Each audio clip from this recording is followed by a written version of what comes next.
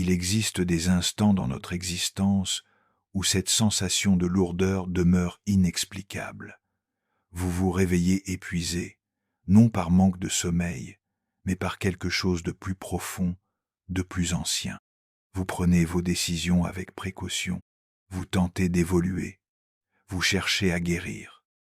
Pourtant, les mêmes enseignements reviennent sous de nouveaux masques, comme si vous remboursiez une créance dont vous n'avez aucun souvenir, et chaque progression porte encore le fardeau de quelque chose d'inachevé.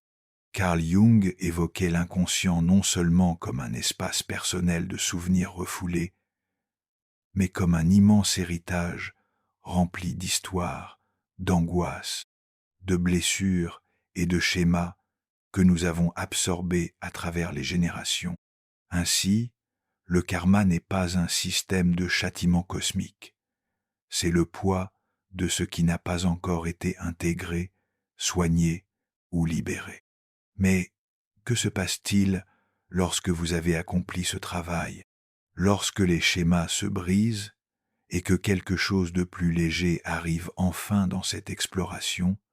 Nous découvrirons 4 indices puissants révélant que votre dette karmique a été effacée, non pas dans un sens abstrait, mais dans votre corps, vos relations et votre univers intérieur. Si vous avez récemment ressenti une étrange sensation de sérénité, ou si la vie commence à changer de manière inexplicable, vous pourriez déjà être libre. Le karma est souvent perçu comme un tableau divin de score, les bonnes actions équilibrées contre les mauvaises. Mais à travers le prisme jungien, le karma n'est pas de l'arithmétique morale, c'est de la mémoire, une mémoire émotionnelle, psychologique, ancestrale, qui persiste dans l'inconscient jusqu'à ce qu'elle soit amenée à la lumière. Carl Jung considérait que nos psychés ne sont pas des ardoises vierges. Nous héritons de bien plus que la couleur des yeux ou le tempérament. Nous héritons des peurs, des compulsions et des énergies non résolues transmises par nos familles, nos cultures et notre passé collectif. Ce sont les empreintes karmiques, les échos internes de ce qui n'a jamais été pleinement affronté ou guéri. Et celles-ci ne vivent pas seulement dans nos pensées. Elles façonnent nos choix, nos attractions, nos rêves et même nos souffrances. Pour Jung, le voyage de l'âme concerne l'individuation, devenir complet en intégrant chaque partie de soi, particulièrement les parties que nous avons ignorées ou rejetées. Les boucles karmiques sont ce qui nous maintient en train de tourner autour de la même montagne émotionnellement et spirituellement, jusqu'à ce que la leçon soit non seulement comprise, mais incarnée. Lorsque nous affrontons ces schémas directement, sans résistance ni jugement, ils se dissolvent et quelque chose de remarquable se produit. Nous ne sommes plus gouvernés par le passé. Alors, comment savoir quand ce changement s'est produit, quand le schéma s'est finalement brisé et que votre âme ne porte plus le poids qu'elle portait autrefois? Explorons les 4 signes révélant que votre dette karmique a été effacée et que vous entrez maintenant dans un nouveau cycle de renouveau. Premier indice, vous cessez de répéter les mêmes schémas émotionnels. Autrefois, vous attiriez les mêmes types de personnes, les mêmes blessures sous différentes formes, qu'il s'agisse d'abandon, de trahison, de rejet ou d'auto-sabotage. Ces boucles vous suivaient comme des échos impossibles à chasser. Visages différents, même douleur. Peu importe combien vous tentiez de modifier les circonstances extérieures, quelque chose vous ramenait toujours sur le même terrain émotionnel. Mais alors, quelque chose de subtil mais profond commence à changer. La boucle ne vous attrape plus. Vous remarquez les signaux d'alarme plus tôt, pas seulement intellectuellement, mais dans votre corps. Vous ressentez le malaise avant l'effondrement. Vous faites une pause. Vous choisissez différemment. Et pour la première fois, votre système nerveux ne réagit pas par habitude. Vous n'avez pas besoin d'être convaincu de partir. Vous le savez simplement. Non parce que vous vous êtes forcé à briser le schéma, mais parce que la version de vous qui en avait besoin n'existe plus. Vous avez changé. Carl Jung affirmait « Tant que vous ne rendrez pas l'inconscient conscient, il dirigera votre vie et vous l'appellerez destin. Voilà le karma. » Le karma n'est pas seulement ce qui vous arrive. C'est la façon dont vos schémas inconscients continuent de se jouer jusqu'à ce qu'ils soient vus, compris et guéris. Lorsque vous apportez finalement la lumière à ce qui était caché, le schéma perd sa charge. Vous cessez de l'appeler destin, vous l'appelez croissance. Il y a une liberté silencieuse dans cela. Vous pourriez ressentir des moments de chagrin, non pour la douleur elle-même, mais pour le temps que vous y avez passé. Mais il y a aussi de la grâce. Vous pourriez vous retrouver à pardonner à des personnes que vous pensiez ne jamais pouvoir pardonner. Cela ne signifie pas que vous les excusez. Cela signifie simplement que vous avez cessé de les laisser écrire votre histoire. Le passé cesse d'être quelque chose à partir de quoi vous vivez et devient quelque chose que vous avez vécu. C'est le premier signe que votre dette karmique se dissipe. Vous ne raisonnez plus avec ce qui vous piégeait autrefois. L'histoire qui définissait autrefois votre monde émotionnel devient un souvenir, pas un aimant. Et vous n'avez pas besoin de continuer à relire le même chapitre pour prouver que vous avez appris. Vous avez incarné la leçon, vous vivez la réponse. Deuxième indice, vous ressentez une paix profonde qui ne dépend pas des circonstances. Après avoir brisé le cycle, lorsque vous n'êtes plus empêtré dans les schémas émotionnels qui vous gouvernaient autrefois, quelque chose d'inattendu se produit, pas de manière dramatique, mais tranquillement, comme un souffle que vous ne réalisiez pas retenir et qui est finalement libéré. Vous vous asseyez avec vous-même dans le silence. Peut être en sirotant du thé, peut être en regardant le ciel changer de couleur, et cela vous frappe.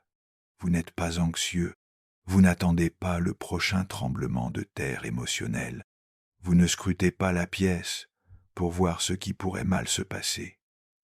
Vous êtes simplement ici, immobile, présent, en paix, et ce n'est pas parce que la vie est soudainement devenue parfaite. Elle ne l'est pas. Mais votre relation avec elle a changé. Carl Jung croyait que l'âme n'aspire pas à la perfection, elle aspire à la complétude. Et la complétude ne signifie pas que tout est en place. Cela signifie que rien n'est repoussé. Lorsque la dette karmique joue encore dans votre psyché, vous êtes dans un tir à la corde constant avec vous-même. Prise entre culpabilité et défense, peur et saisie, l'inconscient continue d'agiter les eaux, vous gardant alerte, hyper conscient, agité. Mais lorsque l'énergie karmique complète finalement son cycle, lorsque la leçon est vraiment incarnée, l'âme commence à se calmer. C'est comme un lac après une longue tempête. Tout revient lentement au point. Cette paix n'est pas l'absence de tristesse ou de frustration. Vous ressentez encore, vous affrontez encore des défis, mais aucun chaos intérieur ne les alimente. Vous n'interprétez pas les moments difficiles comme une punition. Vous ne faites pas de la souffrance votre identité. Vous ne demandez pas « qu'ai-je fait de mal pour mériter cela ?» Vous rencontrez simplement la vie telle qu'elle est, sans besoin de vous défendre ou de vous expliquer. C'est ainsi que vous savez que quelque chose de fondamental a changé et peut être plus révélateur encore. Cette paix n'a pas besoin d'être jouée. Vous n'essayez pas de convaincre qui que ce soit que vous allez bien. Vous allez bien, c'est tout. Il y a une confiance en vous maintenant, silencieuse mais forte. Une confiance que quoi qu'il arrive, vous resterez intact, que vous n'orbitez plus autour d'une blessure, que votre centre est finalement clair. Cette immobilité, cette présence profonde et inébranlable sous le bruit de la vie quotidienne, est le deuxième signe que votre dette karmique a été effacée. Ce n'est pas bruyant, mais c'est indéniable. C'est l'âme qui expire finalement. Troisième indice, vous commencez à recevoir sans lutte. Une fois que la paix intérieure commence à s'installer, le genre qui ne dépend pas du contrôle ou des résultats, la vie commence à vous rencontrer différemment. Après des années de combat, de surmenage, de dons excessifs, et d'essayer de prouver votre valeur, vous commencez à remarquer quelque chose qui change. Les choses arrivent plus facilement. Non parce que vous avez cessé de faire des efforts, mais parce que la résistance a disparu. Vous ne poussez plus contre le courant. Vous lui permettez de vous porter. Là où l'amour semblait autrefois quelque chose à mériter, maintenant, il se présente simplement. Là où les opportunités paraissaient verrouillées derrière des murs invisibles, elles commencent à se déployer. Le même monde. Mais maintenant, vous êtes ouvert à recevoir. Carl Jung parlait souvent de la façon dont l'inconscient n'est pas seulement un coffre-fort personnel. C'est l'architecte de notre expérience extérieure. Lorsque le karma non résolu vit dans cet espace inconscient, il peut agir comme un filtre, déformant votre sens de la valeur, de la sécurité et de la possibilité. Vous avez être bloqué votre propre abondance sans vous en rendre compte, non parce que vous ne la vouliez pas, mais parce qu'une partie de vous croyait que vous ne la méritiez pas. Culpabilité, honte, empreintes ancestrales, tout cela crée une résistance psychique. Mais lorsque ces schémas karmiques se résolvent, lorsque la leçon est intégrée et que l'histoire ne vous définit plus, quelque chose dans votre énergie change. Vous cessez d'attirer des situations qui font écho aux anciennes blessures. Et plus important encore, vous cessez de les choisir. Il ne s'agit pas de pensée magique. Vous vous présentez encore, vous travaillez encore, mais la lutte ne définit plus le voyage. Vous cessez d'avoir besoin de donner excessivement pour être aimé. Vous cessez de poursuivre ce qui ne vous voit pas. Et sans même vous en rendre compte au début, vous commencez à recevoir, non comme une récompense pour avoir souffert, mais comme un rythme naturel d'une âme déchargée. Les choses viennent et vous ne tressaillez pas. Les gens vous aiment et vous ne questionnez pas pourquoi. Vous acceptez la bonté, non avec suspicion, mais avec une gratitude silencieuse. C'est le troisième signe. La vie commence à refléter votre transformation intérieure. La grâce trouve son chemin vers vous. Et pour la première fois, vous ne la repoussez pas. Vous ne vous préparez pas à son départ. Vous la laissez rester parce que quelque chose en vous croit finalement qu'il est sûr de recevoir, non parce que vous vous êtes battu pour cela, mais parce que vous êtes devenu la version de vous-même qui n'a plus besoin de le faire. Quatrième indice. Vous vous sentez attiré vers un but, non vers la survie. Après avoir reçu avec facilité, après que la lutte s'adoucit et que la vie commence à ressembler moins à un champ de bataille, vous commencez à remarquer un type différent de fin. Il ne s'agit plus de réparer, poursuivre ou protéger. Vous n'essayez plus simplement de survivre. Cette prise anxieuse sur la vie se dessert. Au lieu de cela, quelque chose de plus doux commence à vous appeler. Une traction silencieuse de l'intérieur demandant « Pourquoi suis-je vraiment ici ?» Ce changement est subtil au début. Vous sentez-vous attiré vers une nouvelle forme de créativité ou pour aider d'autres qui marchent sur le chemin que vous avez autrefois emprunté.